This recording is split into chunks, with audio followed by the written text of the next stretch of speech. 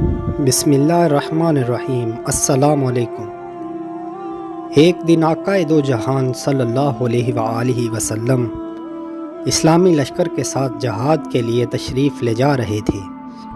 راستے میں ایک جگہ پڑاؤ کیا اور حکم دیا کہ یہیں پر جو کچھ کھانا ہے کھا لو۔ جب کھانا کھانے لگے تو صحابہ کرام رضی اللہ تعالی عنہ نے عرض کی، یا رسول اللہ صلی اللہ علیہ وآلہ وسلم، روٹی کے ساتھ سالن نہیں ہے۔ پھر صحابہ نے دیکھا کہ ایک شہد کی مکھی ہے اور بڑے زور زور سے بنبناتی ہے۔ عرض کیا، یا رسول اللہ صلی اللہ علیہ وآلہ وسلم، یہ مکھی کیوں شور مچاتی ہے؟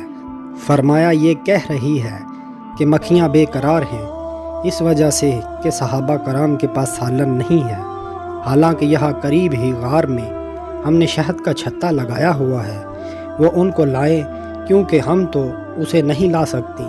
پھر فرمایا، پیارے علی رضی اللہ تعالی عنہ، اس مکھی کے پیچھے پیچھے جاؤ اور شہد لے آؤ۔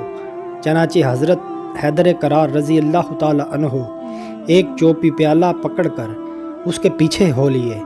وہ مکھی آگے آگے اس غار میں پہنچ گئی اور آپ نے وہاں جا کر شہد صاف مصفا نچوڑ لیا اور دربار رسالت صلی اللہ علیہ وآلہ وسلم میں حاضر ہو گئے۔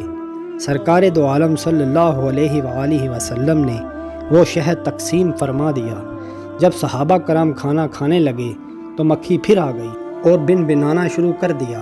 صحابہ کرام رضی اللہ تعالی عنہ نے عرض کی، یا رسول اللہ صلی اللہ علیہ وآلہ وسلم، مکھی پھر اس طرح شور کر رہی ہے۔ تو فرمایا، میں نے اس سے ایک سوال کیا ہے اور یہ اس کا جواب دے رہی ہے۔ میں نے اس سے پوچھا کہ تمہاری خوراک کیا ہے؟ مکھی کہتی ہے کہ پہاڑوں اور بیابانوں میں جو پھول ہوتے ہیں وہی ہماری خوراک ہے۔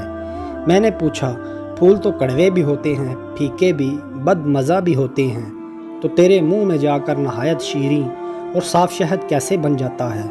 تو مکھی نے جواب دیا، یا رسول اللہ صلی اللہ علیہ وآلہ وسلم، ہمارا ایک امیر اور سردار ہے۔